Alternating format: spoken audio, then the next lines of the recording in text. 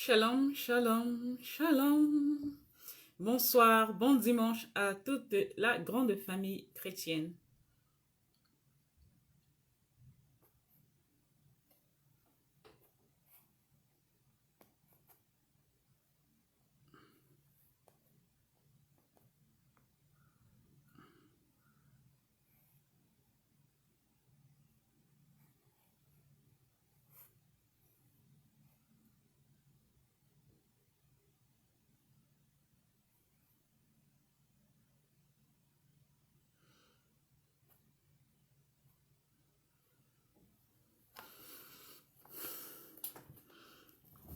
Bonsoir à tous, bon dimanche. Je suis la servante de Dieu, Précieuse Diane. Bienvenue à cette émission habituelle, chrétien, chrétienne, venez, on en parle avec le pasteur Christian ou alors la servante de Dieu, Précieuse Diane. Cette émission est la vôtre. Nous nous retrouvons tous les dimanches, chaque semaine, déjà depuis quelques mois, pour partager la parole de Dieu, pour échanger, pour témoigner, pour s'édifier et pour se fortifier. Donc, juste un petit rappel pour ceux-là qui ont l'habitude, qui n'ont pas l'habitude d'être avec nous, c'est tous les dimanches, les horaires, Congo, Cameroun, Niger, Gabon. Nous avons l'habitude d'être ensemble à 20 heures en Angleterre, en Côte d'Ivoire, au Togo. Habituellement, c'est 19 heures. La Suisse, la France, l'Allemagne, c'est 20 heures. Le Brésil, 16 heures. Les États-Unis, spécialement dans l'État de Washington, D.C., nous avons l'habitude d'être ensemble à 14 heures. Frères et sœurs, bonsoir. Sœur Emma a fait un commentaire. Bonsoir la famille. Bonsoir ma sœur Emma, bon dimanche à vous. Que la grâce de l'Éternel soit avec vous, ma sœur Emma. Bien le bonsoir à vous. Donc, frères et sœurs, partagez le direct. Partagez cette émission afin que ceux-là qui aiment bien être avec nous, qu'ils puissent nous rejoindre dans de plus brefs délais pour que nous puissions commencer à temps. L'émission, les thèmes, c'est vous qui faites les thèmes avec vos questions. Donc, sentez-vous libres, frères et sœurs, de venir, de nous apporter ou alors de nous envoyer vos questions.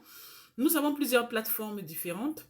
Certaines personnes font le choix de poster leurs questions à travers YouTube, d'autres postent leurs questions à travers les commentaires durant le live.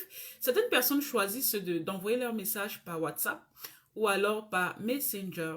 Vous pouvez envoyer non seulement dans vos messages des questions, frères et sœurs, mais aussi vous pouvez nous raconter votre histoire. Vous pouvez nous envoyer votre histoire, votre témoignage, votre requête, votre demande d'aide et nous allons nous occuper de soit vous répondre ou vous édifier à la lumière de la parole de Dieu ou alors nous allons poster ou alors transmettre vos notifications pour la grande famille Cœur de Christ. Donc, les thèmes sont divers, n'ayez aucun frein. Nous parlons de Bible, les thèmes sont bibliques et extra-bibliques.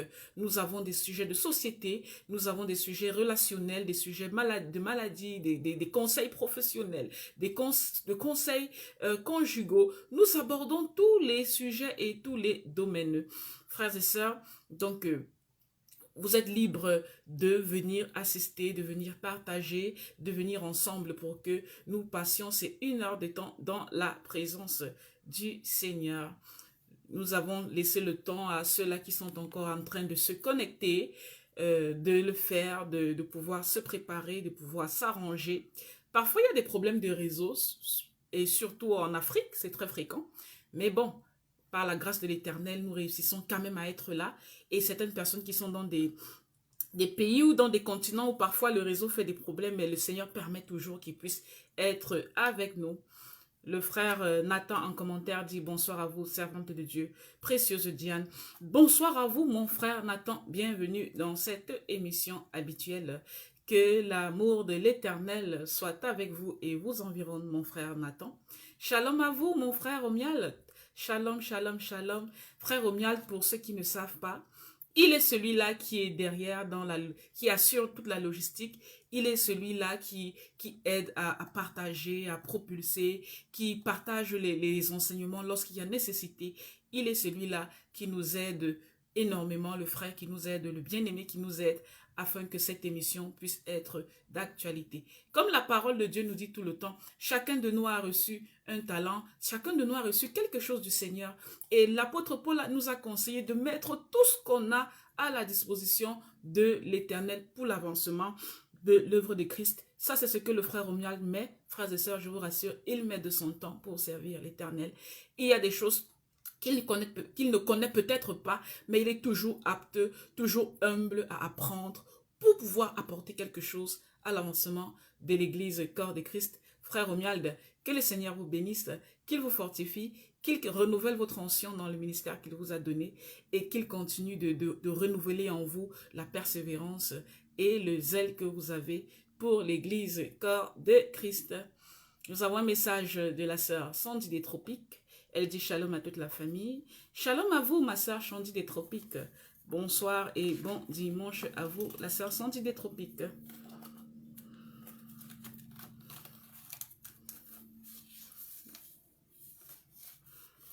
Aujourd'hui, nous allons commencer quand même à temps. Nous n'allons pas perdre beaucoup de temps parce que nous avons plusieurs questions d'édification. Et par la grâce de l'Éternel, nous aurons encore la présence. Le pasteur, il sera présent, s'il plaît à Dieu, pour continuer de nous orienter, de nous fortifier et de nous diriger à la lumière de la parole de Dieu. Pour ceux-là qui n'êtes pas encore abonnés sur cette chaîne, abonnez-vous. Le nom de la page, en fait, pardon, sur cette page, non pas la chaîne, mais sur cette page, le nom de la page, c'est International Christian Church sur Facebook. C'est une page Facebook. Si vous vous abonnez, vous avez la possibilité de recevoir de façon quotidienne des enseignements, des encouragements, la fortification, mais aussi à chaque fois qu'il y aura des émissions en live, vous pourrez être directement notifié par les serveurs Facebook. Donc, ceux qui aiment bien YouTube et ceux-là qui trouvent plus confortable d'être sur les réseaux YouTube, vous pouvez tout simplement vous abonner aux deux chaînes. La première chaîne, c'est la chaîne Pasteur Christian Ben et Boulba, et la deuxième chaîne, c'est la chaîne Docteur Précieuse Diane. Vous pouvez vous abonner et vous recevrez des enseignements divers, des prières, des faits divers, tout ce que vous allez recevoir à travers ces deux chaînes. Frères et sœurs, c'est dans le but de vous édifier. Ce sont des choses qui vont aider votre âme à être nourrie dans toutes les dimensions afin de pouvoir persévérer et résister sur cette longue marche qui est la marche vers le royaume des cieux, qui est la marche vers la persévérance. Donc, frères et sœurs, aujourd'hui, nous avons plusieurs questions. Avant de débuter clairement, je voudrais, s'il vous plaît, notifier à tous ceux et celles-là qui ont des questions qui semblent ne pas trouver de réponse, dans le sens où, depuis qu'ils ont posé les questions, ils n'ont toujours pas eu leur question de réponse au cours des émissions. Ne vous inquiétez pas, nous recevons plusieurs questions. Nous avons des questions à travers YouTube, à travers WhatsApp, à travers Facebook, à travers Messenger. Et ces questions que nous recevons, nous faisons le possible, le maximum possible pour répondre par ordre de réception. Donc, si une personne trouve que sa question il a déposé sa question sur, disons, en commentaire YouTube depuis 1 mois, 2 mois, et la sœur précieuse n'a toujours disons, n'a toujours pas apporté de réponse à cette question. Il suit les lives, mais il n'a toujours pas sa question. Ne vous découragez pas.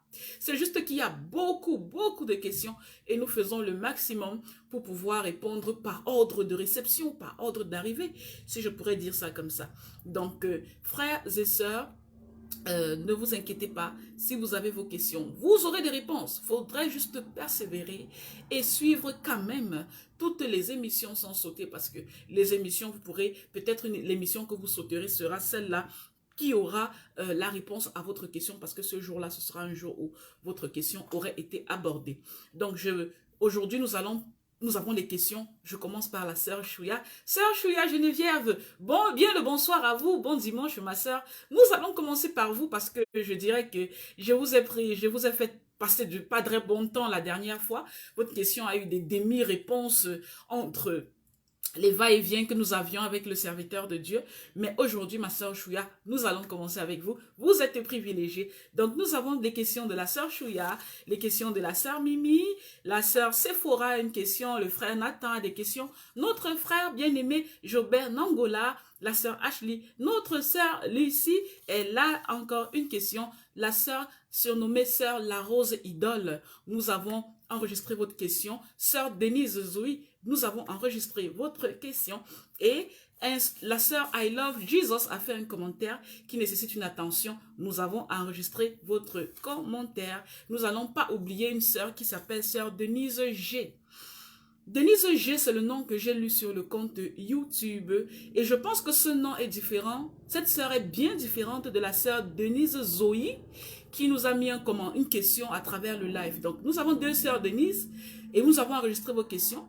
La sœur Denise Zoe et la sœur Denise G. Nous avons toutes vos questions enregistrées et nous allons, par la grâce de l'Éternel, apporter des réponses à la lumière de la parole de Dieu. Ceux qui n'auront pas trouvé réponse aujourd'hui, venez juste le prochain live, vous allez être sur la liste suivante et vous aurez une édification à la lumière de la parole de Dieu.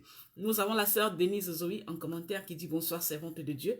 Bonsoir à vous, bonsoir à toute la famille. Et le frère Jobert qui dit shalom à vous, servante de Dieu. Shalom, mon frère Jobert, très contente de vous avoir parmi nous. Nous allons donc contacter le serviteur de Dieu, le pasteur Christian, pour voir s'il est déjà disponible ou bien s'il est dans les environs. Comme ça, nous allons, comme à l'accoutumée, commencer ce travail d'édification, ce travail de fortification, afin que le peuple de Dieu soit édifié, afin que le peuple de Dieu soit nourri. Donc, je vais commencer, je vais lancer la communication. Permettez, nous allons... Bonsoir, pasteur Christian. Bonsoir. Vous êtes à l'antenne, pasteur Christian. Bon dimanche à vous, pasteur Christian. C'est toujours un plaisir de vous avoir. Merci, pasteur Christian. C'est toujours un plaisir énorme de vous avoir, pasteur Christian. Nous sommes conscients du temps, du challenge du temps que vous avez dans le quotidien. Donc, nous ne prenons pas cette présence comme un acquis. Nous considérons ça comme une grâce. Et voilà, vous êtes à l'antenne. Nous allons commencer. Est-ce que vous êtes d'accord, pasteur Christian? D'accord. D'accord. Est-ce que vous avez un mot de bonjour, de bonsoir ou d'introduction au peuple de Dieu afin que nous puissions commencer avec les questions?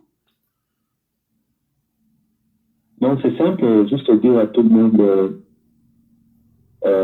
bonjour ou bonsoir, parce que je ne sais pas, je ne connais pas l'heure qui est l'heure chez eux, et que par la grâce de Dieu, on va essayer de répondre à quelques questions. Et voilà. Que tout le monde soit béni. Merci pasteur Christian. Sans plus tarder, nous allons commencer avec la sœur Chouya, chose promise, chose due. La sœur Chouya nous a posé une question la dernière fois, elle dit, c'est une question qui a disons deux volets. Le premier volet de la question de notre bien-aimée sœur Chouya, qu'elle a posée à travers YouTube, elle dit, quand est-ce que nous devons faire une action de grâce à Dieu? Et elle précise en deuxième question, comment faire une action de grâce? Merci frère Romuald de nous avoir signalé que le volume est bon. Merci infiniment. Pasteur Christian, vous avez la parole. Il y a une question que je voulais poser à la sœur, c'était la sœur Chouya. C'est elle qui a posé la question? Oui. Je vous entends plus là. Oui, c'est la sœur Chouya qui a posé la question concernant les actions de grâce. Oui.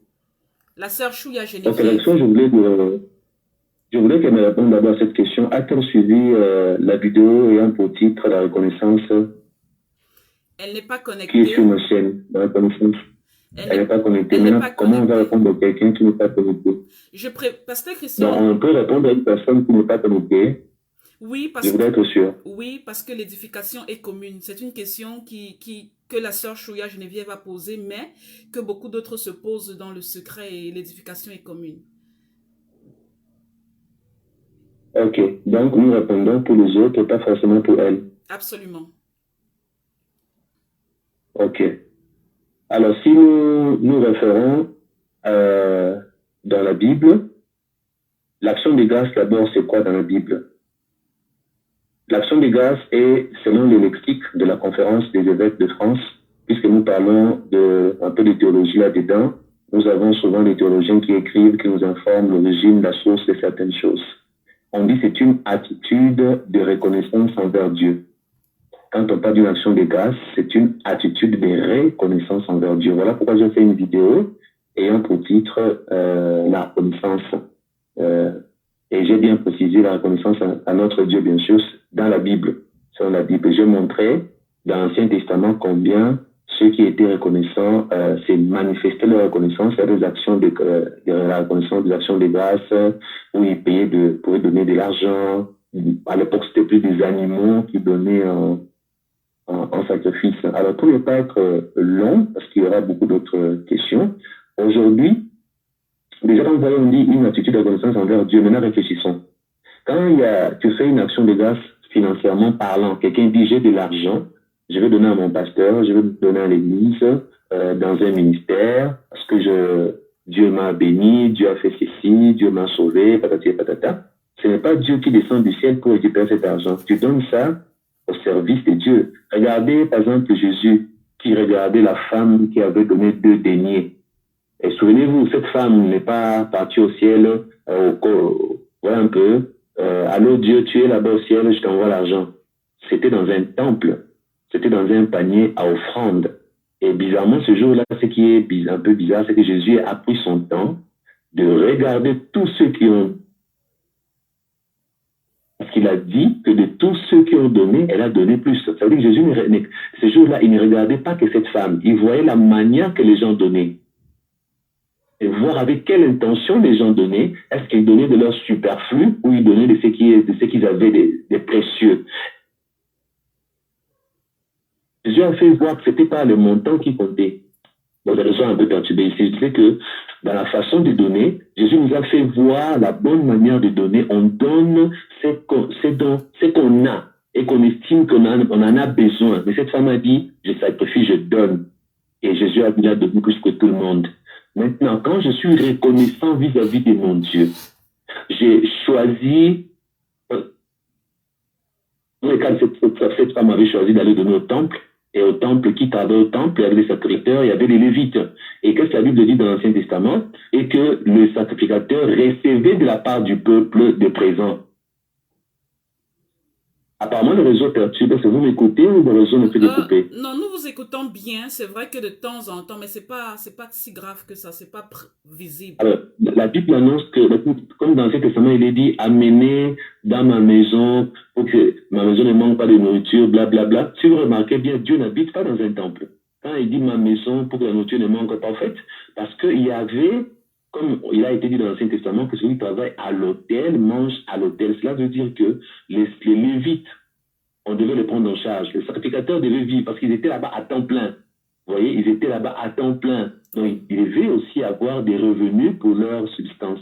C'est ainsi que, aujourd'hui, nous n'avons plus les sacrificateurs. Aujourd'hui, nous n'avons plus les Lévites. D'abord, dans les églises organisées comme l'église de la Borne, par exemple, quand le pasteur Bernard était en vie, il avait laissé un modèle qu'on payait non pas seulement les pasteurs. À l'église, on n'a pas que les pasteurs. À l'église, nous avons aussi des ouvriers.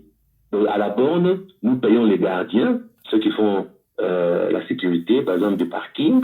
À la Borne, nous payons la secrétaire, celle qui reçoit la semaine. À l'église, nous payons, donc, nous avons des ouvriers. On peut dire que selon le modèle de l'Ancien Testament, ce sont des Lévites. Maintenant, les membres de l'église, la Borne, quand ils ont de l'argent, ils disent, non, moi, Dieu m'a béni, j'aimerais donner mon premier salaire à Dieu. C'est à l'église. Ils viennent à l'église, venir déposer une enveloppe écrite Action de grâce. Si c'est une dîme, il écrit là-bas la dîme. Si c'est une offrande ordinaire, il dépose l'offrande ordinaire. Donc aujourd'hui, ce sont ceux qui travaillent pour le compte de Dieu qui reçoivent ces enveloppes-là. Donc pour dire que pour faire la reconnaissance à Dieu, on n'a pas besoin d'attendre bizarrement un événement très spécial. Il y a des gens qui cherchaient le boulot, ça fait une année, c'était difficile, on a prié, parce qu'il y a eu le travail. Tu dis non, mon premier salaire, je donne à mes parents. C'est comme ça que font souvent les Africains. Non, il faut toujours donner son premier salaire à Dieu. Et quand on dit à Dieu, va donner à l'église là où tu pries. Ou dans un ministère si tu n'as pas d'église d'attache. Tu vois? Et quand tu donnes, la vérité est que tu as réellement donné à Dieu. Vous voyez le pasteur de la Bible qui dit, mais comment les gens se croiront-ils s'il n'y a personne qui annonce l'évangile?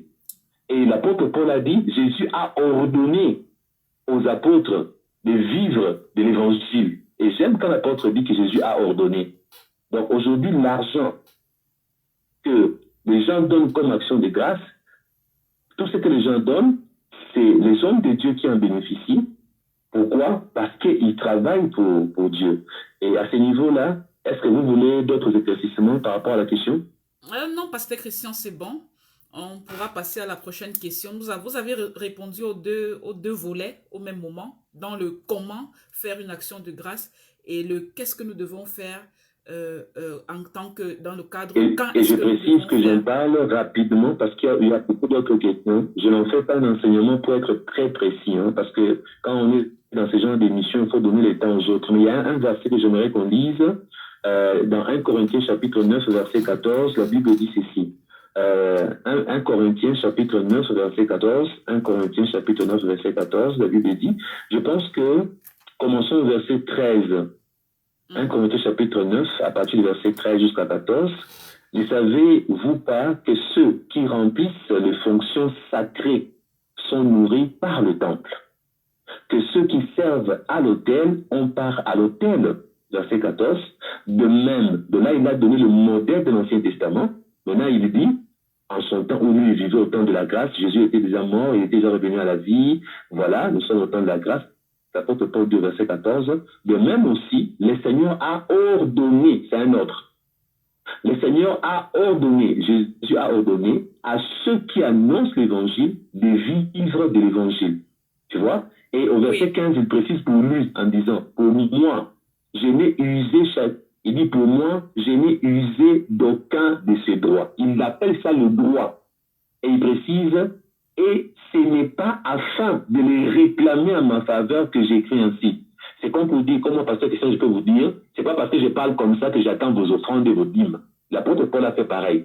Quand il a enseigné, il a précisé, j'ai le droit de vivre de l'évangile, mais ne pensez pas que c'est une occasion pour moi de vous soutirer de l'argent. C'est mon droit aussi. Vous devez me soutenir, mais je n'en parle pas pour que vous me souteniez. Parce qu'il avait un problème avec les chrétiens de Corinthe, que toi, précieuse Diane, tu connais, n'est-ce pas? Oui. Les chrétiens de Corinthe qui étaient ses enfants spirituels l'avaient abandonné, l'avaient négligé financièrement. Ils ne donnaient pas d'argent à Paul.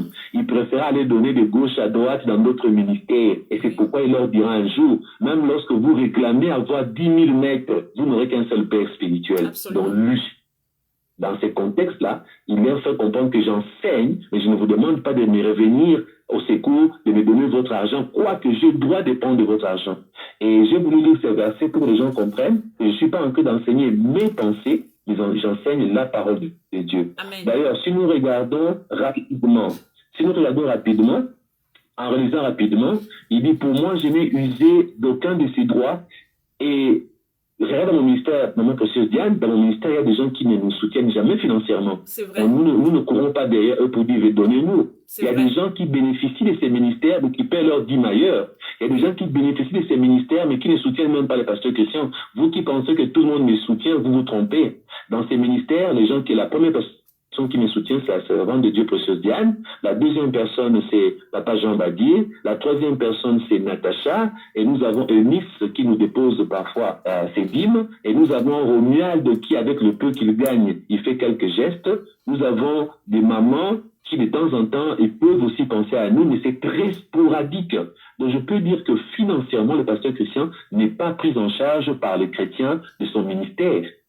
C'est quelques-uns qui font des gestes selon ce que Dieu leur a mis dans le cœur. Mais à vrai dire, il ne devait pas en être ainsi. À vrai dire, les gens qui bénéficient de ces ministères durant des années devaient principalement penser à ces ministères, même financièrement. Et c'est l'apôtre Paul disait aux chrétiens de Corinthe, vous ne le faites pas. Ce n'est pas parce que j'enseigne que vous êtes obligés de le faire, parce que l'apôtre Paul avait décidé de renoncer à ces droits-là que Jésus lui avait donnés, parce que Jésus avait ordonné que même lui, qu'on s'occupe de lui. Alors rapidement, qu'est-ce qu'il va dire?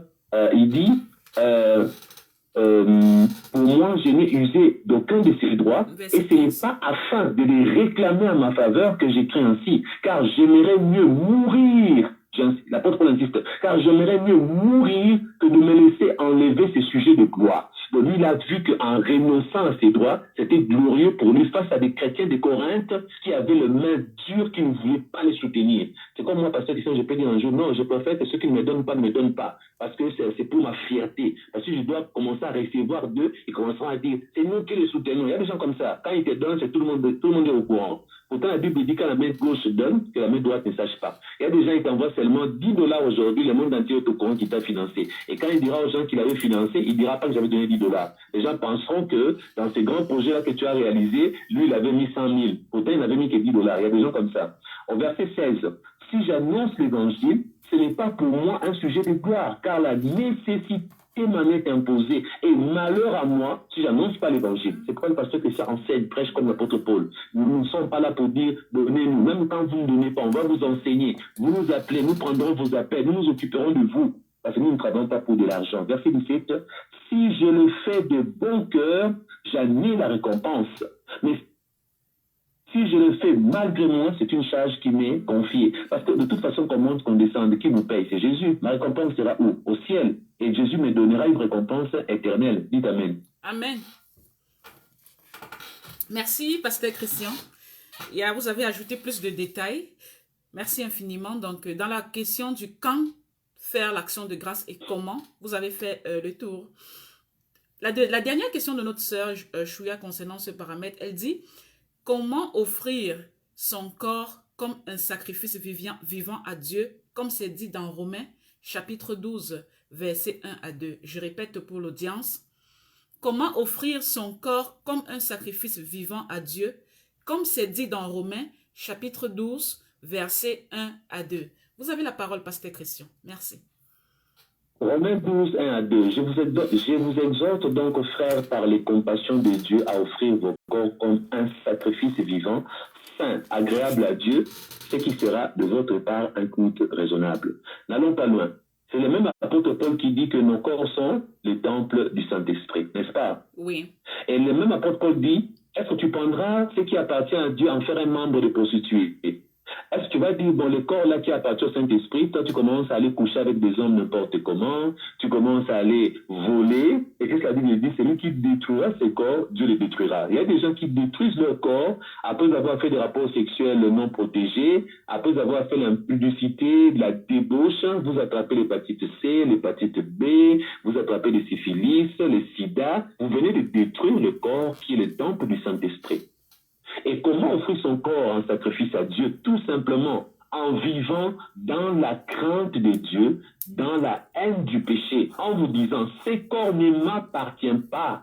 Ces corps appartiennent, comme la Bible le dit, au Saint-Esprit. Je ne m'appartiens pas. Je crois que j'ai fait dans la prière de consécration que j'ai mis en ligne, la prière puissante spéciale que j'ai déposée là en ligne, j'ai fait une prière de consécration là-dedans, où dans cette prière, j'apprends aux gens à prier, à se consacrer à Dieu. Et c'est là où vous découvrez que dans cette prière de consécration, les paroles qui sont utilisées, la personne est en train de dire à Dieu, autrefois j'utilisais mon corps comme je voulais, maintenant là je refuse, je ne m'appartiens plus. La personne insiste sur le fait que le Saint-Esprit doit récupérer la propriété qui est sienne, qui lui a. Parce que tu vois, quand tu t'es donné un esclave, tu ne t'appartiens plus. Donc, comment offrir son corps? Tout simplement en obéissant à la parole de Dieu. Et qu'est-ce que Jean nous dit? L'amour de Dieu consiste à garder ses commandements. Et les commandements de Dieu ne sont pas pénibles lorsqu'on aime Dieu. Alors, tu l'aimes. Tu reconnais que tu es rempli du Saint-Esprit. D'abord, on reçoit le Saint-Esprit le jour où on s'est repenti. Le jour où on a reçu Jésus comme Seigneur et Sauveur, c'est le jour-là qu'on a reçu le Saint-Esprit dans notre vie. C'est ce jour-là que le Saint-Esprit commence à utiliser ton corps comme étant son temple. Maintenant, regarde, toi qui as reçu Jésus comme Seigneur et Sauveur, ce n'est plus toi qui vis, c'est Christ qui vit en toi par le moyen du Saint-Esprit. Maintenant, là, ton corps, qu'est-ce que tu fais avec? Les gens qui fument, est-ce que Jésus peut fumer? Est-ce que le Saint-Esprit peut avoir envie de fumer? Qu'est-ce que l'apôtre Paul dit? Faites mourir tous les membres qui sont sur la terre. Qu'est-ce que la Bible dit encore? Vivez selon l'Esprit, marchez selon l'Esprit, vous n'accomplirez pas les désirs de la chair. Quand tu es toujours là avec les désirs de la chair, à forniquer de gauche à droite, à voler de l'argent par-ci par-là, à donner ton corps avant le mariage, tu es en train de vivre selon la chair. Ton corps t'appartient. Il n'appartient même pas au Saint-Esprit. Il n'appartient même pas à Dieu. Alors, les passages de Romains 12, verset 1 jusqu'à 2, tu ne le mets pas en pratique parce que l'apôtre Paul dit, je vous exhorte, il n'a pas dit, j'ordonne. Parce que vous avez vos libres arbitres. L'apôtre Paul vous dit, je vous exhorte donc, frères, par les compassions de Dieu. Il insiste, c'est une exhortation par les compassions de Dieu à offrir. Offrir, c'est quoi? Fais une prière. Dis à Dieu, je t'offre mon corps. Saint-Esprit, c'est quand que moi j'utilise comme je veux là. Désormais, je n'en veux plus. Désormais, je veux t'écouter. Je veux t'obéir. Je renonce à l'impudicité. Je renonce à la fornication. Je renonce au mensonge. Je renonce au vol. Je te donne mon libre arbitre. Je m'offre entièrement comme sacrifice. Un sacrifice, c'est quoi? Parce que quelqu'un, on te dit, ça c'est un sacrifice d'action de grâce. C'est quelqu'un qui prend son salaire, il se sacrifie, il ne va plus utiliser cet argent. Il donne ça à un homme de Dieu, il donne ça à une église. C'est quelque chose qu'on a sacrifié, quelque chose qui ne t'appartient plus. Quand tu dis que tu donnes ton corps en sacrifice, ça veut dire que ce corps-là, désormais, il n'est plus à toi. Quand un homme dira, avant de t'épouser, je dois coucher avec toi, tu vas dire, désolé, ce corps ne m'appartient plus. Mon Dieu me dit que mon corps, un homme ne peut l'utiliser qu'une fois que je suis marié. Avant le mariage, pas de rapport sexuel. Oh, il faut mentir un peu. Non, non, non, la Bible dit que celui qui ment est le fils du diable parce que le diable est le père du mensonge. Si je mens, je deviens fils de Satan. Je ne peux que dire la vérité. C'est comme ça que tu as fait ton corps en sacrifice par le œuvre, le fruit qu'on va voir de tes décisions mises en pratique. Et regarde la suite.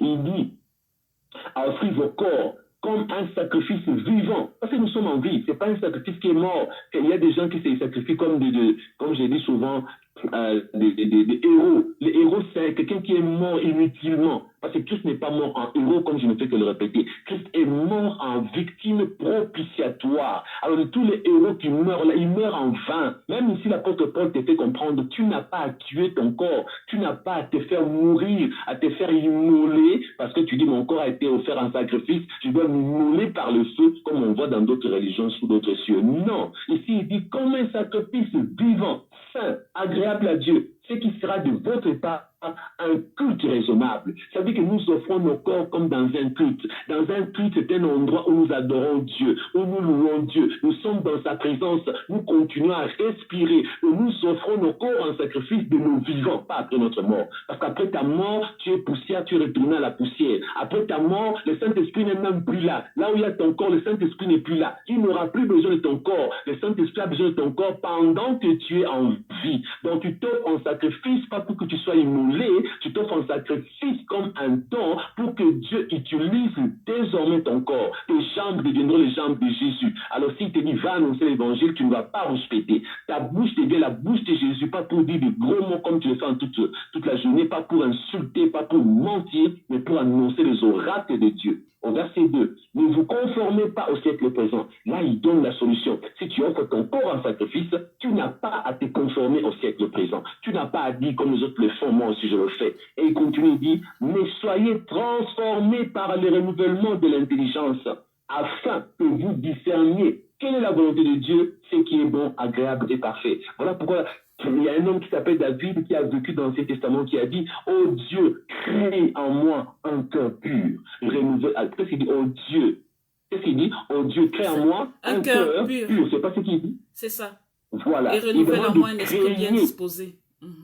Et de renouveler un esprit bien disposé. Ça veut dire que Dieu renouvelle l'intelligence. L'apôtre Paul ici ne demande pas une intelligence créée. C'est pourquoi l'apôtre Paul dit, par le renouvellement de l'intelligence.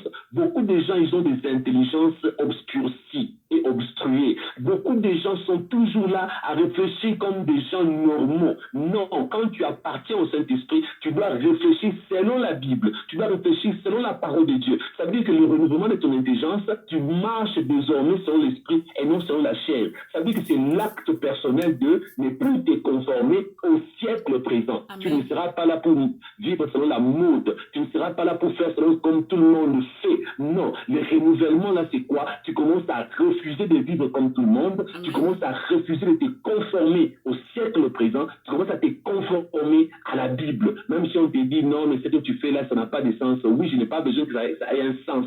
Même si on te dit tu es un marginal, tu es une marginale. Toi, vraiment, on ne te comprend pas. Vous n'avez pas besoin de me comprendre parce que j'appartiens au royaume des cieux. J'ai fini. Merci, Pasteur Christian. Merci infiniment. Nous avons clôturé avec la question de la sœur Chouya. Nous avons quelques personnes qui sont arrivées entre-temps. Le message de la sœur Lucie, elle dit « Shalom, je suis en retard, problème de connexion. Bienvenue ma sœur Lucie. » Nous avons aussi la sœur Julka Camilla qui dit « Bonsoir à tous. » Bonsoir ma sœur Julka, bienvenue. Donc, Pasteur Christian, nous allons passer à la question de la sœur Mimi. La sœur Mimi a une question qui a 3 volets. Elle dit, bon, disons c'est un seul volet, on peut mettre ça en un seul volet. Elle dit, quelle est la différence entre laver, purifier et sanctifier? Et elle dit, dans le cadre du lavage, elle a pris le verset biblique de Ézéchiel, chapitre 16, verset 4. Dans le cadre de la purification, elle a pris le verset biblique de Psaume 51, verset 9, lorsque David dit « Purifie-moi avec de l'hysope et je serai pur ». Et dans le cadre de la sanctification, elle a pris l'exemple du verset biblique Hébreu, chapitre 10, verset 29, lorsque la parole nous dit qu'on a été sanctifié par le sang de la nouvelle alliance. Donc, elle veut comprendre c'est quoi la différence concrète entre laver, purifier et sanctifier. Vous avez la parole, Pasteur Christian. Merci. Je vais décevoir les gens en leur disant ceci. Chaque pasteur, apôtre, prophète qui vous enseigne ces versets-là que la sœur a donnés dans l'Ancien Testament, c'est laver, on ajoute même parfois c'est nettoyer, c'est purifier. Toutes ces choses-là, oubliez-le. Je vous recommande à vous désormais de lire Hébreu du début à la fin. Retenez à partir d'aujourd'hui, Jésus a dit, je ne suis pas venu abolir la loi, mais je suis venu l'accomplir. L'accomplissement, c'est la conclusion. N'est-ce pas? Oui. Est-ce que, après avoir lu une introduction, après avoir lu le développement d'un texte, qu'est-ce qu'on a appris aux gens à l'école? Oubliez même l'intro. Oubliez le développement s'il faut, mais qu'est-ce qu'on nous a appris à ne pas oublier? Lorsque nous étions au banc de l'école, en faisant la dissertation, les lettres et autres, la conclusion. Parce que la conclusion, c'est l'achèvement. Et Christ a dit ceci. Tout ce qui a été écrit, c'était à propos de moi. Les animaux qu'on tuait dans l'Ancien Testament, c'était une représentation de Jésus qui allait donner sa vie à la croix. Et quand Jean-Baptiste a vu Jésus, qu'est-ce qu'il a dit? Voici l'agneau de Dieu qui fait quoi? Qui ôte le péché du monde. Mais les animaux de l'Ancien Testament, ils ôtaient, ça veut dire enlever le péché. Mais les animaux de l'Ancien Testament, ils couvraient le péché, ils n'enlevaient pas le péché. La preuve, tu péchais, tu amènes un animal, demain tu allais encore revenir pour encore amener d'autres animaux. Le sacrifice des animaux se faisait perpétuellement. Mais Jésus est mort une seule fois pour tous nos péchés commis. Cela veut dire ceci. En accomplissant la loi, Jésus a aboli quelque chose, le sacerdoce lévitique. En abolissant le sacerdoce lévitique, le nettoyage de l'Ancien Testament est tombé. La purification avec l'hysope est tombée. David a vécu avant la naissance de Jésus. David a vécu à une époque où le sang de Jésus n'avait pas coulé.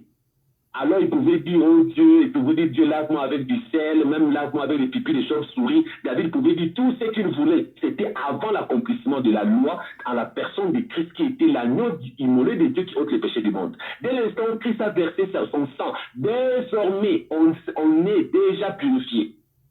Maintenant, nous sommes censés vivre dans la sanctification. Parce que même l'apôtre Paul dit, Dieu a prévu les bonnes œuvres d'avance. Ça veut dire que même ce que tu feras en bien, c'est le Saint-Esprit qui va t'aider à le faire. Parce que tu es déjà purifié. Il est mort déjà à la croix pour tes péchés. Ce que tu fais, même dans le combat spirituel, qu'est-ce que nous disons? Nous ne combattons pas pour, mais nous combattons pas pour, mais nous combattons dans.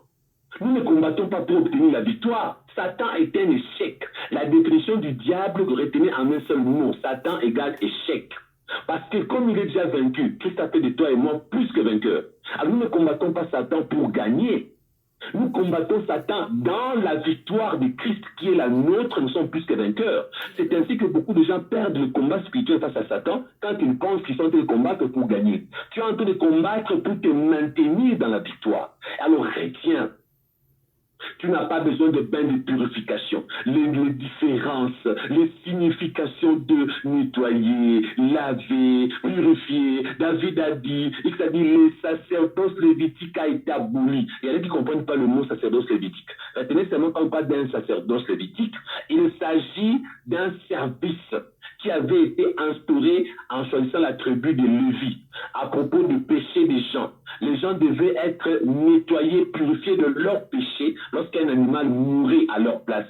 Alors par moment, on pouvait faire des lavages pour la purification de quelqu'un sans passer par les animaux. D'où on parle de l'hysope, on pouvait faire d'autres choses dont je n'ai pas besoin de citer ici. Alors certaines personnes aujourd'hui, comme ces messieurs-là qui est au Canada, qui vendent les livres avec des prières fabriquées de tout genre, ces messieurs-là qui vous demandent de vous purifier avec le bain, les peines d'hysope et consorts que vous connaissez, ces commerçants-là qui n'est pas vraiment un homme de Dieu, il est un peu dans la sorcellerie aussi. Cet homme-là, c'est sataniste, déguisé en serviteur de Dieu, là, je vous dis, il prend des versets de la Bible. Pourquoi? Parce que même Satan, pour tenter Jésus, il a utilisé la Bible. Il a dit à Jésus, il est écrit. Il faut dire à ces gens des satanistes-là qui sont au Canada et les autres, dites-leur toujours, il est aussi écrit que, parce que quand il te dit, voici, il est écrit qu'il faut utiliser l'hysope. Dis-lui, il est aussi écrit que, par Jean-Baptiste, quand d'ailleurs il est venu, il a dit, voici l'agneau de Dieu qui ôte les péchés du monde. Et la Bible dit dans Ésaïe, prophétiquement parlant, c'est par ces meurtrissures que nous sommes guéris. Je n'ai plus besoin de l'hysope pour guérir. Je n'ai plus besoin de bain de purification pour guérir. Je n'ai pas besoin de comprendre les différences. Le sang de Jésus a tout accompli. À la croix, il a dit, tout est accompli. Cela veut dire ceci. Vous avez lu toutes les litanies des choses, toutes les littératures. Aujourd'hui, s'accomplit. L'agneau de Dieu qui vient de donner sa vie pour que toi tu sois libéré. Tu n'as plus besoin de l'hysope. Tu n'as plus besoin qu'on pisse sur toi, qu'on fasse des cérémonies. Tu as besoin de proclamer la victoire au nom de Jésus et par le sang de Christ qui a été versé à la croix de Golgotha. Amen. Amen. J'ai fini. Amen, amen, amen. Merci infiniment, Pasteur Christian. La sœur Mimi, qui a posé cette question à travers WhatsApp, vous avez votre réponse. Elle a fait une petite question accessoire. Elle a demandé, c'est quoi les langes? Juste pour vous, ma sœur Mimi, les langes, ça équivaut aujourd'hui à ce qu'on appelle les serviettes. C'est un peu comme des petits bouts de tissu qu'on utilise pour envelopper, pour sécher, pour laver. C'est ça les langes. C'est comme des petites serviettes. Donc, le pasteur a fait la différence entre les trois mots. On peut avancer. On va saluer dans les commentaires. Nous avons des nouveaux venus. On va passer le bonsoir à la sœur Paola Sawedi qui dit bonsoir, je suis en retard. C'est pas grave, ma sœur Paola, vous pourrez suivre en différé. On a la sœur Marie Archange qui dit aussi shalom, shalom à vous, servante de Dieu. Elle vient juste de rentrer à la maison. Gloire soit rendue au Seigneur, ma sœur Marie Archange. On est ensemble. Il y a la sœur Emma et la sœur Lucie qui avaient posé des questions auparavant. Mais ces questions-là ont été déjà enregistrées, sœur Lucie et sœur Emma. Donc, vous aurez la réponse aujourd'hui. Pasteur Christian, nous avons le commentaire d'une jeune sœur. Je suppose que c'est une sœur. Son nom de compte, c'est I Love Jesus. I Love Jesus, j'espère que vous allez vous retrouver. Elle a fait, par rapport à l'échange qu'on a eu la dernière fois sur les mariages, elle a fait un petit commentaire. Je vais juste lire son commentaire pour que vous me dites si vous avez un commentaire accessoire pour elle ou alors si vous n'avez pas de commentaire pour elle. Elle a dit, après avoir suivi votre réponse sur la dot, le mariage civil et la bénédiction de mariage à l'église, elle dit « Bonsoir, servante de l'Éternel. Ce n'est pas encore vraiment clair dans ma tête l'affaire de dot, s'il vous plaît. Hormis le fait qu'on doit se rendre à la mairie pour bénéficier de la protection de l'État, ce qui est normal, mais nous ici, nous parlons de péché devant Dieu. Il y a des gens qui n'ont pas forcément besoin de protection de l'État en cas de décès, car ils n'ont même déjà aucun bien à léguer. Mais le plus important est la vie de Dieu. Est-ce qu'on est dans le péché si on a juste doté en bonne et due forme devant la famille? Après tout, le mariage, c'est une affaire de famille. Je voulais apporter un ajout sur le fait que vous avez dit que si on se marie juste à l'église, ce n'est pas considéré. Tout dépend du pays. En Italie, par exemple, le citoyen a le choix de se marier soit à l'église catholique ou à la mairie s'il n'est pas chrétien. Mais les deux types de mariage sont enregistrés par l'État et couverts par la loi vu la suprématie de l'église catholique dans le pays. Maintenant, dans les pays européens, il n'y a pas de dot. Ça veut dire que devant Dieu, ne sont-ils pas mariés? Je ne pense pas. Par contre, ils ont ce qu'on appelle le pacte. C'est possible bien. Oui. C'est possible bien. toute cette longue littérature de la sœur, elle fait trop de confusion inutile. Qu'elle ouvre sa Bible si elle est en train de suivre. Qu'elle ouvre sa Bible, qu'elle lise 1 Pierre chapitre 2 verset 13. L'apôtre Pierre dit ceci, 1 Pierre chapitre 2 verset 13. Soyez soumis à cause du Seigneur à toute autorité établie parmi les hommes, soit au roi comme souverain, soit au gouverneur comme employé par lui pour punir les malfaiteurs et pour approuver les gens de bien. La Bible dit ici, quand on est soumis aux autorités de nos pays, ce n'est pas pour eux que nous le faisons, c'est à cause du Seigneur Jésus qui dit acceptons ces gens-là. Et l'apôtre Paul a même dit que le magistrat est un serviteur de Dieu. Je vous ai dit la fois passée, même si c'est un petit sorcier, mais on te demande de faire attention avec la loi de ton pays. La sœur dit des choses et par moments elle s'est contredit. On a été clair et plusieurs fois j'ai enseigné ces choses, je ne fais que répéter. Si tu es un blanc, tu es français, il n'y a pas de la dot en France. En France, tu veux épouser un homme, une femme, vous allez à la mairie, et vous êtes déjà marié.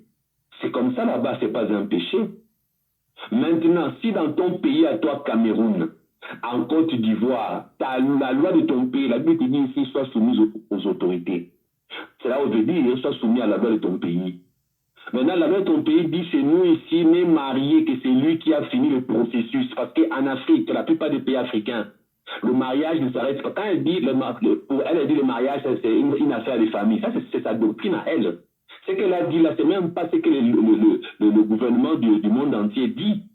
C'est que même en Inde, ici en Inde, s'il n'y a pas d'autre, il n'y a pas mariage. La loi en Inde dit que la femme doit doter l'homme. Alors, une femme ne va pas dire, moi je suis chrétienne, comme en France, il n'y a pas de dot, moi je considère que je suis mariée. Non, il ne faut pas faire comme ça. Donc, chaque pays a sa loi. Maintenant, si toi, ma sœur, tu es de l'Afrique, tu habites la France, tu n'es pas devenue française, tu es toujours africaine. Maintenant, si tu as une nationalité française, ton père là, qui t'a mise au monde, tu restes la fille avec le sang de ton père. Ton père dit, même si tu es devenue française, moi je veux ma dot. Toi tu dis, non, je ne paye pas à cause de la loi en France. Mais attention, attention parce que même dans ton pays, avant même de prononcer un mariage, qu'est-ce que le maire dit? Il dit, nous ne pouvons pas prononcer ces mariages si les parents ne sont pas là. On demande toujours à parents, avez-vous eu la dot? Pourquoi on demande? Parce que la loi veut se conformer aussi à ce que vous avez fait en famille. On compte les coutumiers, ça compte aux yeux de la loi pour comme un processus qui doit aboutir à la mairie ou à la commune. Ça dépend des pays. Dans mon pays, on dit le bourgmestre, ailleurs on dit le maire. Maintenant, si toi tu es originaire du Cameroun, tu es en France, tu es devenue française, ton père exige la dot, toi tu refuses qu'on t'épouse en payant la dot, oui tu pêches. Tu pêches pourquoi? Parce que tu enfreins ce qu'on appelle les lois de ta famille qui ne sont pas de péché. Si c'est une loi dans ta famille qu'il faut qu'on te dote, Dieu sera d'accord avec ça. Parce que si tu ensuite, en d'autres, ça veut dire enfant, honorer vos parents. Tu ne vas pas honorer un père à qui tu dis je refuse qu'on paye la dot pour moi comme ta fille. Tu ne l'honores pas. Et déjà, dès l'instant où tu ne te soumets même pas à ton propre père, tu ne peux pas te soumettre à Dieu. Parce que même Dieu a des exigences plus compliquées que ceux de nos parents. Donc il faut faire la part des choses, être un peu intelligent, avoir de la jugeote. Nous ne sommes pas en train de dire à tous les chrétiens du monde, même le français, donner les dots.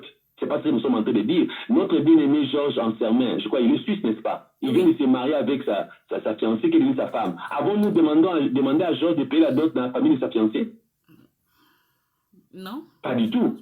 Parce que là-bas, il n'y a pas de dot à payer. C'était un blanc, chez eux, c'est comme ça. Mais toi, tu es africaine, ma soeur, si tu es africaine, retiens une chose. C'est un processus. Yep. Vous êtes aimés, la famille est d'accord, avant d'aller à la mairie, terminer avec la famille. Mais si ton père dit, bon, moi, comme tu es française, désormais, je ne veux plus de la dot. Mais là, tu peux te marier, ce n'est pas un péché. Quand la Bible dit, soyez soumis aux autorités, c'est une recommandation. Le refus d'une recommandation biblique est un péché. Vous le savez, n'est-ce pas, Précieuse Diane? Oui. Maintenant, quand tu refuses de te soumettre aux autorités de ton pays, mais tu as péché, oui, c'est un péché. Parce que tu refuses, soit tu veux créer ta propre loi. Jésus n'avait pas changé la loi lorsqu'on lui a posé la question. Il est dit qu'on doit payer comment on appelle ça? Répudier. Les impôts, je crois. Payer les taxes. Bref, il a dit quoi? Rendez à César ce qui est à César. Et rendez à Dieu ce qui est à Pourquoi? Dieu. Parce que ce qui est à Dieu. Ce que Dieu dit, fais-le. Ce que la loi dit, fais-le. Même Jésus l'a dit. Yep. Rendez à Dieu ce qui est à Dieu. Payez s'il faut payer. Les impôts payés. Il y a même des collecteurs d'impôts qui sont convertis. Donc Jésus n'a jamais été contre qu'on paie les impôts, qu'on paie les taxes. Même Jésus a payé la taxe, pasteur Christian. Voilà. Il a payé la taxe avant de traverser les taxes, là. Pour entrer dans la ville. Et Précieuse Diane vient de payer ses taxes. Précieuse Diane, l'année passée, elle a payé ses taxes aux États-Unis là-bas. Elle a payé ses taxes, ça me faisait mal à la tête, c'était beaucoup d'argent, mais elle a payé pour toute l'année. Elle paye toujours ses taxes, cette dame de Dieu que vous voyez là. Elle paye. Hein? Elle paye, elle est toujours conforme, elle paye, elle ne fraude pas, elle ne triche pas, elle paye. Beaucoup de gens fraudent. Non, moi je ne veux pas payer vu que tu pêches. Donc j'avais un peu interrompu pour dire, les choses sont claires, il n'y a pas de complications là-dedans. Merci, pasteur Christian. Tu es un blanc, marie-toi sans la dot. Tu es une africaine, réfère-toi à la loi de ton pays. Parce que même la loi de ton pays reconnaît que le mariage commence en famille. Ça ne s'arrête pas au niveau de la famille. Amen. Est-ce que j'ai oublié notre aspect? Non, pasteur Christian, c'est complet. Merci infiniment. Nous avons deux personnes qui ont posé la même question. Le frère Nathan et la sœur Emma. Et les questions sont similaires. La question, c'est de savoir à quelle femme est-ce que Caïn s'est marié? Dans la Bible, on a vu que Dieu a répudié Caïn et la Bible précise qu'après, il a pris femme. Donc, la sœur Emma et le frère Nathan veulent savoir... Monsieur Diane, attendez. Rapidement, je vais dire aux gens une chose. Retenez à partir d'aujourd'hui qu'il était de coutume chez les Juifs que vous voyez là. En fait, ils ont ce qu'on appelle les hébraïsmes. Les hébraïsmes, c'est quoi? Dans les hébraïsmes, il y a la culture, la façon de faire, le modus opératoire, bref, tout l'ensemble de ces choses, les traditions, si vous voulez également, chez les Juifs, bref, les Hébreux en particulier. Donc, comme c'était leur façon de faire, je vais vous donner certains tuyaux. Dans leur façon de faire, par exemple, chez eux, on ne comptait pas les femmes et les enfants. La femme, on ne la considérait pas trop gentille. Pourquoi? Parce qu'à cause d'Ève, qui s'est laissée séduire par le serpent, a induit Adam en erreur. C'est là où l'apôtre Paul est le seul apôtre catégorique qui dit la femme, c'est elle qui a été coupable de transgression. C'est pour cette raison d'ailleurs que le servant de Dieu, Précieux Dieu, aime beaucoup l'apôtre Paul. Il a dit, la femme, c'est elle qui a été coupable de transgression et non pas l'homme. L'apôtre Paul est clair, ce n'est pas Adam qui a été coupable de transgression, c'est sa femme, Ève. Donc je vous donne des secrets que vous ne connaissez pas. Ceux qui écrivaient les livres de la Bible, ils avaient la culture juive. Ils avaient les hébraïsmes en eux, leur méthode de on ne compte pas les femmes et les enfants parce que la femme déjà, elle là, depuis j'avais de c'est de sa faute si on en est arrivé là. Et c'est pas encore fini. Regardez par exemple Jésus, il a nourri la foule. Qu'est-ce que la Bible dit? L'écrivain, que ce soit Marc, que ce soit Jean, que ce soit Luc, que ce soit Matthieu, il précise toujours gentiment, comme ce sont des chrétiens, ils ne sont plus contre la femme. Il dit seulement Jésus avait nourri 5000 hommes sans compter les femmes et les enfants. Pourquoi il précisait ça? À cause de ceux qui ne connaissaient pas la mentalité juive dans leurs hébraïsmes, dans leur culture, dans leur tradition.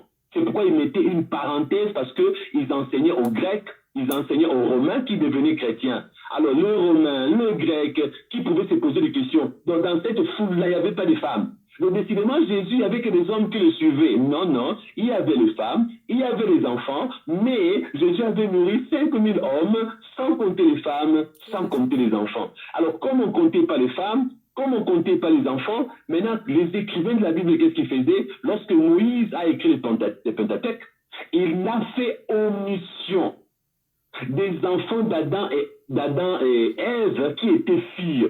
Lorsqu'on parlait de Caïn et Abel, vous avez pensé qu'ils n'ont eu que 2 enfants. Non. Ils avaient eu 2 garçons avec plusieurs filles.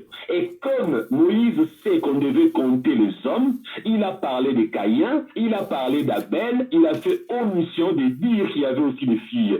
Alors lorsque Caïn est parti chercher une femme, il a choisi parmi ses sœurs une femme, parce qu'à l'époque, on pouvait se marier parce c'était le commencement de l'humanité. Donc, Caïn a pris une de ses sœurs, la fille de qui? D'Adam et Ève. Est-ce que c'est clair maintenant? Clair comme l'eau de roche. Merci, pasteur Christian. Nous allons aller directement à la question de la sœur Lucie, qui dit, elle a posé ça durant le live passé, je pense dans les commentaires, elle vient encore de rappeler cette question. Elle dit, est-ce normal qu'une église soit dirigée par un couple? L'homme est apôtre et la femme est pasteur. Et je pense que c'est une situation réelle qu'elle vit peut-être dans sa communauté chrétienne. Elle dit, est-ce normal, je répète, est-ce normal qu'une église soit dirigée par un couple? L'homme est apôtre et la femme est pasteur. Merci, pasteur Christian, vous avez la parole. J'ai souvent dit que les bonnes réponses sont toujours dans la Bible. Référons-nous à la Bible. Il y a eu un jour un homme de Dieu dans la Bible qui s'appelait, parce que Dieu va donner le nom, qui avait pour femme une certaine Priscille. Comment s'appelait l'homme? Aquilas. Aquilas. C'était un pasteur qui dirigeait à l'époque une église de maison. Pourquoi on dit une église de maison? Parce que les églises étaient dans la maison à l'époque. C'était pas comme aujourd'hui, on bâtit les temples, on construit. Et cet homme, avec sa femme, ce sont eux qui ont encadré qui? Tu peux te souvenir, professeur Diane? Ils ont encadré qui? Les deux. J'ai déjà prêché ça plusieurs fois, avec verset à l'appui. Oui. Ils ont prêché qui? Ils ont encadré qui? Si tu n'as pas oublié? Ils ont encadré Apollos. Voilà. La Bible a précisé que Aquilas travaillait avec sa femme comme assistante. Pourquoi? Parce que lorsqu'il fallait même encadrer un serviteur de Dieu qu'on appelait Apollos, cet homme s'est fait encadrer par deux personnes, l'homme et la femme, parce que les deux travaillaient comme pasteurs en couple. Parce que dans l'Ancien Testament, lorsque Jésus a amené la grâce, Jésus lui-même ne s'est pas autorisé de choisir parmi les apôtres une femme. Au ciel, vous allez me poser la question pourquoi. Ne venez pas me demander à moi. Vous allez demander à Jésus pourquoi parmi les apôtres tu n'as pas que des femmes. Mais parmi la servante du possible, en privé on en parle, mais en public je m'étais. Maintenant, parmi les convertis disciples, il y avait des femmes. Il n'y avait pas d'apôtres femmes, mais il y avait des disciples femmes. Lorsque le Saint-Esprit est descendu au jour de la Pentecôte, il n'est pas descendu que sur les garçons, il y avait des disciples filles et qui ont été aussi baptisés. Et parmi les filles baptisées, il y en a qui avaient aussi l'appel de servir Dieu. Alors par rapport à leur culture, leur façon de faire, Priscille ne pouvait pas être pasteur d'une église, alors elle a servi sous l'autorité de son mari, un peu comme Précieuse Diane est en train de servir sous l'autorité du pasteur Christian, son père spirituel. C'est ainsi que dans les communautés des assemblées de Dieu du monde entier, les femmes ne dirigent pas les églises, mais elles peuvent assister leurs époux si ces femmes-là ont l'appel. Alors si dans votre pays, un homme de Dieu a l'appel, sa femme a l'appel, elle met sa femme comme assistante, ce n'est pas un péché. Mais si vous constatez que sa femme, c'est une vendeuse de beignets, elle vend bien le beignet, c'est bien sucré, c'est très bon dans la bouche, mais quand elle fait les choses de Dieu, elle est à côté. Si vous constatez que sa femme, c'est vraiment une bonne danseuse à la chorale, sa femme, c'est vraiment sauf servant de Dieu, parce que vous trouvez que quand elle sert Dieu, elle est nulle, en ce cas-là, vous pouvez comprendre par vous-même que le pasteur a été sentimentalement touché, charnellement, pour mettre sa femme comme assistante. Ou alors, c'est pour des intérêts financiers. Parce qu'aujourd'hui, beaucoup de pasteurs, leurs églises, c'est au nom personnel. Ils prennent l'église, le document porte le nom de son mari, de lui-même, de sa femme, de ses enfants. Pourquoi? Parce que c'est de la politique aujourd'hui, c'est le business aujourd'hui. Là, on peut dire que non, notre pasteur est charnel. Alors pourquoi rester dans une église charnelle? Mais si vous reconnaissez que le pasteur, sa femme aussi a un appel, vous voyez que quand elle travaille pour Dieu, vous sentez, vous avez des preuves qu'elle a un appel. Alors ne respectez pas. Dites que le pasteur a été poussé par l'Esprit. Même Jésus, parmi les apôtres, il y avait aussi les frères de Jésus, il y avait Jacques Jacques était les frères de Jésus. Je crois avec Jude aussi également, n'est-ce pas? Oui. Même Jésus a eu ses frères comme apôtres. Jacques n'était pas les frères de Jésus? Si, Jacques et Jude. Voilà. Et dans les trios qui dirigeaient l'église à Jérusalem, il y avait qui? Il y avait Pierre, il y avait Jean, il y avait Jacques, le frère de Jésus. Il n'y avait pas Jacques dedans parmi les trois, il y avait Jacques. On va dire Jésus l'avait choisi parce que c'était son frère. C'est ce qu'on va dire, n'est-ce pas? Non. Non. Donc, quand quelqu'un a un appel, même s'il est de ta famille, il doit servir Dieu avec son appel. Mais si vous êtes convaincu que maman pasteur a le ministère, bénissez-la, soyez content qu'elle soit là pour seconder son mari, mais pas à la tête de l'église. Absolument. Vous avez la parole. Merci infiniment, Pasteur Christian. La sœur Lucie, c'est clair. La femme qui a l'appel peut assister son mari dans le travail de Dieu, mais ne peut pas être l'autorité de l'Église. Et nous allons clôturer l'émission avec la dernière question, Pasteur Christian. Comme ça, nous allons vous laisser vous reposer. La dernière question, Pasteur Christian. Et moi, si je pose des questions à tout le monde, j'ai aussi le droit de poser une question aux gens. Oui. Que les gens me répondent. Pourquoi Jésus n'avait pas choisi une femme parmi les apôtres? Ok. Pendant que vous êtes en train de donner la réponse à la dernière question, les gens vont mettre leurs questions dans les commentaires. Comme ça, je vais lire. Donc, le pasteur a posé une question. Ils n'ont pas à nous poser une question, leur réponse. Oui, pardon. Pardon, excusez-moi, leur réponse. Le pasteur a posé une question. Pourquoi est-ce que, vous pouvez répéter, pourquoi est-ce que Jésus n'avait pas choisi une femme comme apôtre parmi les 12? D'accord. Frères et sœurs. Pourquoi il n'avait pris que nous sommes? Mais s'il vous plaît, nous attendons vos réponses sur le petit clavier. Pourquoi est-ce que Jésus n'avait pas choisi? Il y en a qui peuvent répondre même prochainement, si possible. D'accord. Vous pouvez même répondre prochainement, mais ceux qui sont inspirés aujourd'hui, écrivez vos réponses dans les commentaires. Pourquoi est-ce que Jésus n'avait pas choisi de femme parmi les 12 apôtres? Pasteur Christian, donc, pendant que les gens mettent leurs petites réponses sur le clavier, j'ai une dernière question pour vous. Cette question vient de la sœur La Rose Idole. Elle a posé sa question durant le live passé, notre sœur, notre bien-aimée La Rose Idole. Elle dit, est-ce que dans les églises catholiques, il y aura des sauvés? Je répète, est-ce que dans les églises catholiques, des gens seront sauvés? Donc, vous avez la parole, Pasteur Christian. La réponse est oui. Dans l'église catholique, il y aura des gens qui seront sauvés. Possible bien des surprises, n'est-ce pas? Non. Pas du tout. Ok. Bon, si elle n'est pas surprise, qu'elle me dise le pourquoi. Non, Pasteur Christian. Bon, c'est moi qui réponds. Allez-y. Premièrement, il y a des enfants qui sortent d'une famille, maman est catholique, papa est catholique. Ils prennent leur enfant, ils l'amènent au temple là-bas, devant Marie, on lui fait manger ceci, cela. D'abord, on baptise même l'enfant. On prend même l'enfant, on le baptise, on baptise le pauvre bébé qui n'a pas donné sa volonté, on le baptise. Déjà, supposons entre guillemets que ces baptêmes-là, bon, ne supposons pas, nous savons que ce n'est pas biblique parce que Jésus n'avait pas baptisé les enfants. Ce n'est pas déjà biblique. Tout ce qui n'est pas biblique est inspiré par Satan. Donc, on peut dire que c'est un baptême satanique que de baptiser les bébés. Pauvre bébé, on vient de le baptiser, c'est un acte satanique, n'est-ce pas? Oui. Si possible, quand les enfants meurent là, sacrifiés, on peut prendre, d'abord dans l'Ancien Testament, on a vu comment, c'était Moloch, je crois, qui recevait les enfants comme sacrifice, on brûlait les enfants par le feu pour le dieu Moloch. Oui. Même je me trompe? Non, même le dieu Baal. Ok. Maintenant, tous ces enfants qu'on tué là, tous ces enfants qu'on possède par les démons, tous ces enfants à qui on donne des sorcelleries là, comme Dieu sait que leur libre arbitre n'est pas concerné, c'est sans leur consentement qu'on leur a donné la sorcellerie, c'est sans leur consentement qu'on les a baptisés, et puis ils arrivent à mourir en étant bébés, ils arrivent à mourir avant l'âge mature. Mais ils sont morts catholiques, ils sont morts baptisés chez les catholiques, mais à la fin, l'esprit est parti où? Au ciel. Puisque Dieu sait que ce sont des innocents. Dieu a récupéré les esprits. Donc on peut dire que si un bébé catholique est sauvé, c'est un catholique. Alors déjà, oui, il y aura des catholiques sauvés, comme les bébés catholiques, les enfants innocents catholiques, qui n'ont pas atteint l'âge de la connaissance du bien et du mal. Oui, ce sont des enfants qui seront sauvés. Maintenant, une autre question. Est-ce qu'un catholique pratiquant, il est là, messe des morts, il est là? La chapelet, je vous salue Marie, elle est là. Invocation des anges. Prière au saint, elle est là. Invocation des anges, il est là. Jamais cette personne ne sera sauvée parce qu'il pratique des choses sataniques. Désolé, c'est du satanisme et tout ça. Est-ce qu'il sera sauvé, cet homme? Est-ce qu'elle sera sauvée, cette maman? La réponse est non. Vous voyez? Oui. Pas du tout.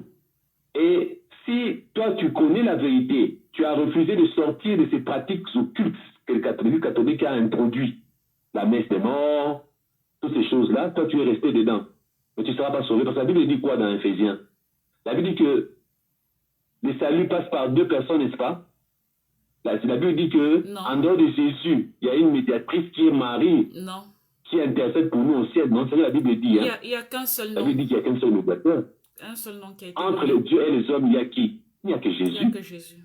Alors maintenant, toi tu as ajouté Simon Kimbango, toi tu as ajouté Hein, et Balembonge. Toi, tu as ajouté Marion Branham. Qui d'autre tu as cité? J'ai dit Marie, Vierge Marie. Toi, tu as ajouté la Vierge Marie comme la mère de Dieu qui intercède pour toi. Tu as ajouté les saints. Shiva. Toi, tu as ajouté Philippe Kakou. Tu as ajouté Philippe Kakou. Tu as ajouté quelqu'un là-dedans. Mais c'est fini pour toi. Tu n'as pas obéi à la parole de Dieu. Eh ben, tu ne seras pas sauvé. Après ta mort, on va t'envoyer là, sera Philippe Kakou. Après ta mort, on va t'envoyer là où était ton Dieu que tu priais là. Si lui-même il est en enfer, tu vas le rejoindre là-bas. Ouais. Merci. Voilà. Merci infiniment, Pasteur Christian. Nous avons deux personnes qui ont apporté des réponses par rapport à la question que vous avez posée tout à l'heure. Nous avons la sœur Sandy des Tropiques qui dit « Jésus n'a pas choisi de femme à cause de la culture locale de l'époque. » Et nous avons le frère Romuald qui s'est jeté à l'eau. Attendez. Selon cette personne dont Jésus était soumis à la culture locale. Oui. Excusez-moi, mais là, c'est manquer de respect à Jésus, franchement. Selon... Lui, déjà, qu'on condamnait en disant « Tu ne marches pas selon nos lois ». Lui à qui on disait « Même les sabbats, tu ne respectes pas ». Comment Jésus qui refusait de respecter, il disait même qu'il était le maître du sabbat. Comment lui, on l'a lapidé parce qu'il ne faisait pas les choses selon leur convention. Et quelqu'un nous dit aujourd'hui, c'était à cause de... Non, quand même, c'est une fausse réponse à 1000%. Ok. Ma sœur bien-aimée Sandy des Tropiques, la réponse n'est pas dans le sens. Merci quand même d'avoir participé. Merci. Frère Romuald a dit, Shalom Pasteur Christian, c'est parce que Jésus-Christ n'a pas choisi de femme parce que Jésus-Christ est né sous la loi et il voulait accomplir ce qui est juste par rapport à la loi juive, comme le cas où il a répondu à Jean-Baptiste dans Matthieu 3, verset 15.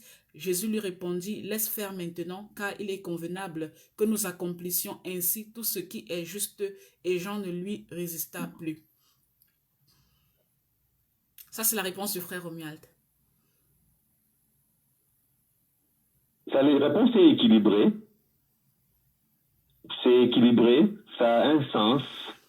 On va écouter les autres. D'accord.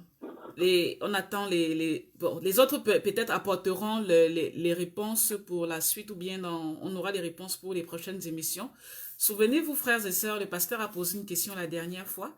Nous n'avons pas eu de réponse par rapport à ça. Le pasteur a dit, pasteur Christian, si vous pouvez nous éclairer, la question que vous avez posée dans l'ancien direct, c'était lorsque Satan sera emprisonné pour 1000 ans, où seront les autres anges déchus et que feront-ils à ce moment lorsque Satan sera emprisonné?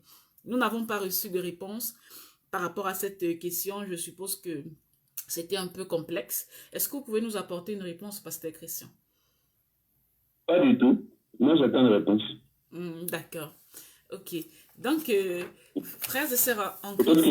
Peut-être qu'elle donne une réponse. Hein. Elle peut aussi nous donner si elle en a.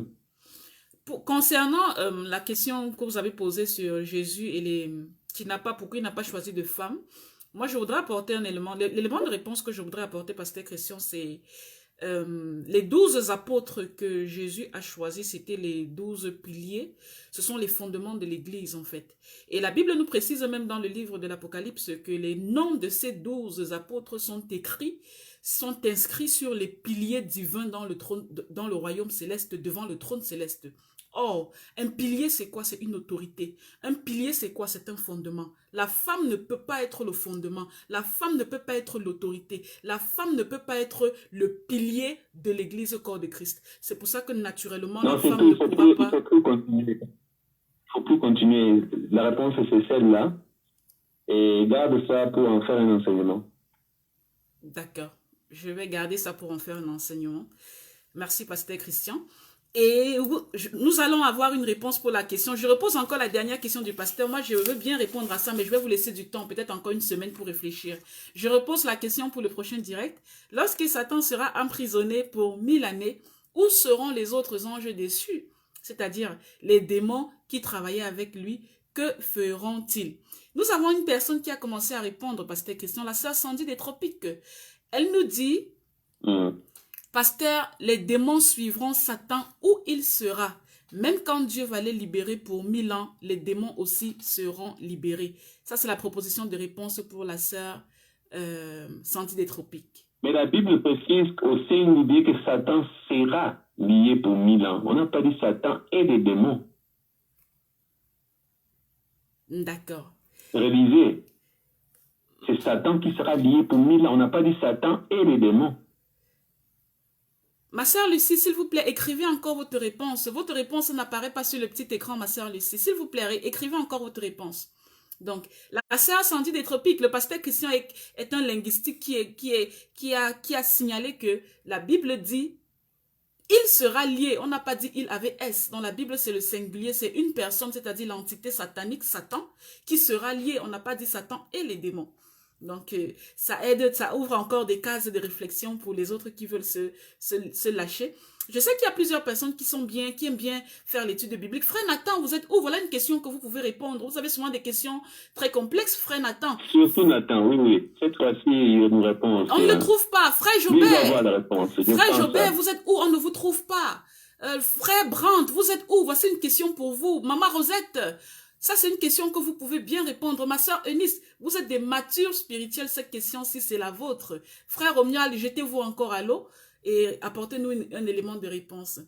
Pasteur Christian, c'est vraiment magnifique. Merci infiniment de nous avoir donné du bon temps, d'avoir passé du temps avec vous dans cette émission. C'est toujours un plaisir, Pasteur Christian. Vous avez dit, est-ce que vous avez quelque chose à dire au peuple de Dieu avant qu'on ne se sépare, un conseil pour leur donner, des orientations, quelque chose que vous avez qui vous vient inspirer? Est-ce que vous avez quelque chose à dire, pasteur, avant qu'on ne se sépare?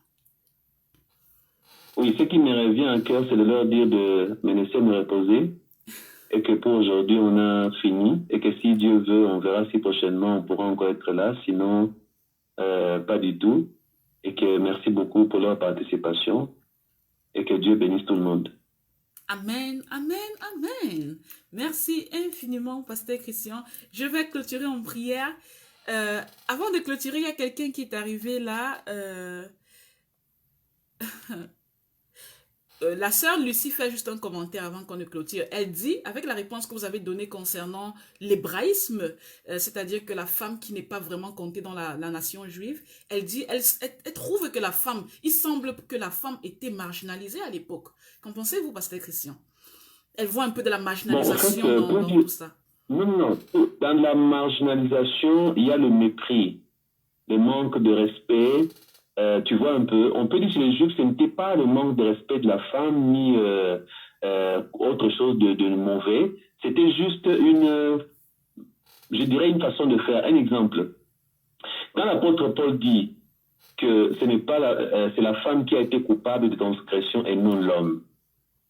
Mais en privé, vous pouvez sentir que Paul était un peu dur avec la femme, n'est-ce pas? C'est le seul apôtre qui semble être dur. Il dit, je ne permets pas à la femme d'enseigner.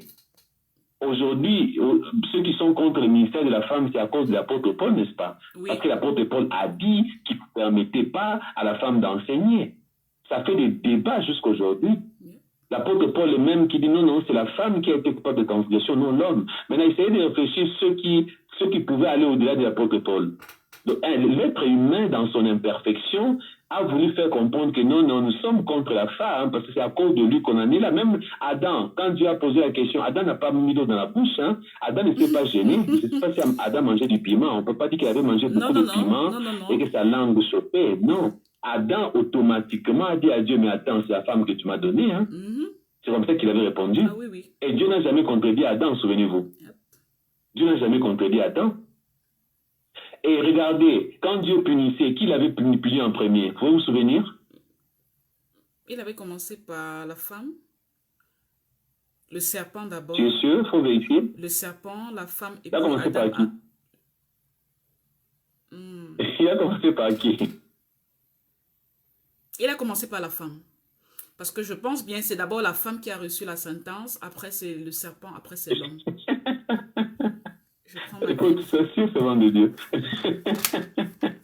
Bref, j'ai trop de mémoire. Ce que je me dis par là, l'homme, Dieu s'adresse à lui. Où es-tu? Je me suis caché. Pourquoi t'es-tu caché? Parce que je suis nu. Comment tu sais que tu es nu? Et puis, l'homme va accuser la femme. Oui. Et l'apôtre Paul viendra intervenir pour sauver l'homme en disant, une façon de dire, écoutez, Adam avait raison, hein? Oui, parce que c'est lui qui est coupable. Quand on dit coupable de transgression, qu'est-ce que ça signifie? Coupable de transgression. L'apôtre Paul fait comprendre que c'est Ève qui doit porter sur elle le péché là jusqu'aujourd'hui. Maintenant, vous savez comment chez les Juifs on considérait la femme, dit, mais c'est à cause de toi qu'on en est là. Et aussi, les hommes commençaient à en profiter. Vous savez, même dans un pays, quand il y a une loi, tout le monde en profite. Hein. Il choisit ce qui lui plaît. Les gens, même dans la Bible, les gens, les péchés qui lui plaît là de ne pas commettre, ils ne commettent pas. Hein. Même ceux qui veulent lapider la femme ou surprise en flagrant des adultères. Eux, ils avaient choisi de ne pas être des adultères. Je pense que c'est dit comme ça. Il y en a qui avaient choisi de ne pas être des infidèles dans leur mariage, mais qui étaient quand même des menteurs. Quand Jésus a dit, celui qui n'a jamais péché, qui jette la pierre. Ils se sont retrouvés dans d'autres péchés, n'est-ce pas? Oui, oui. Alors, c'est ce que les hommes font. Il y a des Juifs, des Hébreux qui choisissaient, non, non, nous en tout cas, à propos de la femme, ils ont mis l'accent, ah non, à cause de la femme, ça, ils avaient un peu exagéré, ça c'est vrai. Mais dans l'ensemble, ce n'était pas dans l'esprit de marginaliser. Vous voyez, c'était pas dans cet esprit-là de marginaliser. C'était pas vraiment trop négatif, parce qu'ils ont vécu bien. Et la femme n'a jamais été marginalisée parmi le peuple de Dieu. Vous ne verrez pas un verset biblique qui raconte une histoire où les Juifs martyrisaient les femmes, où les Juifs persécutaient les femmes, où les Juifs ne respectaient pas la femme. Est-ce qu'il y en a? Non. Et, merci. Et si vous me permettez, Pasteur Christian, est-ce que je peux ajouter encore à ce que vous avez dit? Déjà, je confirme que Pasteur Christian... Bien sûr, l'émission vous appartient. Moi, je ne suis que l'invité. Non. Ouais. Je vous confirme déjà, Pasteur Christian, c'est d'abord le serpent qui a été puni, puis la femme et Adam en dernier. Et j'ai envie d'ajouter pour appuyer encore dans votre lancée, Pasteur Christian, parce que la femme n'est pas... Je suis content que tu aies vérifié, parce que regarde dans ce que tu viens de dire, qui a été puni en premier, ce n'était pas l'homme. C'était pas l'homme. C'était qui? C'était le serpent, la femme, et puis l'homme. C'était qui? La femme. Dans le genre humain, donc, pourquoi l'homme est venu en dernière position? Parce qu'il n'était pas... Pourquoi l'homme est venu en dernière position? Parce que c'est le serpent qui avait commencé. C'est le serpent qui avait commencé la séduction. Et c'est la femme qui s'est laissée séduire. Et l'homme, ensuite, par amour de sa femme. Donc, vous voyez Dieu dans cette hiérarchie. Et l'apôtre Paul a dit, oui, ce n'est pas l'homme qui a été coupable de transgression. Le procès Diane, nous en sommes là à cause de toi, parce que tu es aussi une femme. À cause de Lucie, à cause de toutes les femmes du monde, nous les hommes, on n'a pas été coupables de transgression. Dis Amen. Je dis Amen un peu serré. Et ça me rappelle un accouchement. Un jour, j'étais programmée pour faire un accouchement, pardon. Et la dame, quand elle pleurait ses douleurs de contraction, elle pleurait en pointant le doigt sur Ève. Et elle disait, à cette époque-là, je crois que je n'étais pas encore née de nouveau. À cette époque, elle disait, j'ai pas mangé la pomme, j'étais pas là quand on mangeait la pomme. C'est Ève. Et toutes ces contractions, jusqu'à ce qu'elle pousse l'enfant, elle était en train de crier avec ce nom de Ève là. Donc, ça me fait un peu rire parce que, à un moment donné, c'était vrai, c'était Ève qui a fait le travail et on se sent pas directement concerné. Parce que ici, par rapport à la marginalisation dont a fait allusion la sœur Lucie, je voudrais aussi ajouter, la femme, parce que question pour ajouter dans le sens où vous étiez en train de dire, la femme est naturellement et biologiquement programmée pour être périodiquement impure. Dans l'exercice du sacerdoce ou alors du culte, qui est un culte sacré, qui est un culte pur, qui est un culte divin, la femme ne pouvait même pas être comptée dans les fonctions du temple. Parce que c'est son impureté mensuelle, due à ses menstruations, l'oblige d'être retirée du camp, d'être retirée du temple ou de la ville pour aller finir ses périodes d'impureté avant de se rapprocher. Donc nous aussi, parfois, les femmes, on a besoin de réclamer certaines fonctions, on se dit non, à l'époque des Juifs, pourquoi la femme, pourquoi non? La femme est contente quand elle accouche. Elle est contente quand elle porte l'enfant pendant 9 mois, quand elle pousse cet enfant, quand elle est mère.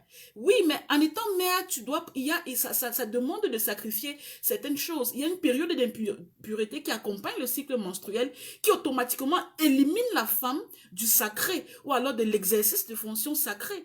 Donc, c'est le saut pourquoi on n'a pas vraiment vu la femme en avant-plan dans l'exercice du sacré, dans le sacerdoce lévitique et dans tout ce qui concernait les fonctions du temple, parce qu'elle était naturellement impure chaque fin de mois dû à ses menstruations. Parce que c'est ce que je voulais juste ajouter pour renforcer ce que vous avez expliqué. Donc c'était pas vraiment la marginalisation, c'est comme ça que le naturel a été conçu. Et il y a une personne qui s'est jetée à l'eau pour la réponse à la question sur les démons. C'est notre sœur Sandy des Tropiques qui précise que parfois dans la Bible, quand on parle de Satan, ça englobe Satan et toute sa suite. c'est ce qu'elle a essayé comme argument pour défendre son idée.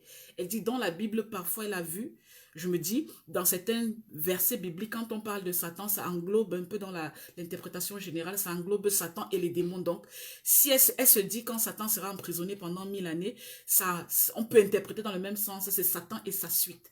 Ça, c'est l'apport de la sœur. Et on a aussi la sœur Emma, qui nous dit, si Satan n'a plus de pouvoir, les démons qui travaillent sous les ordres de Satan seront naturellement affaiblis. Donc, pasteur Christian, la sœur Emma pense que pendant les 1000 années, Satan, lorsqu'il sera enfermé, automatiquement, les démons qui travaillent sous son autorité seront inactifs, seront affaiblis, seront hors d'état de nuire. Qu'est-ce que vous en pensez, pasteur Christian?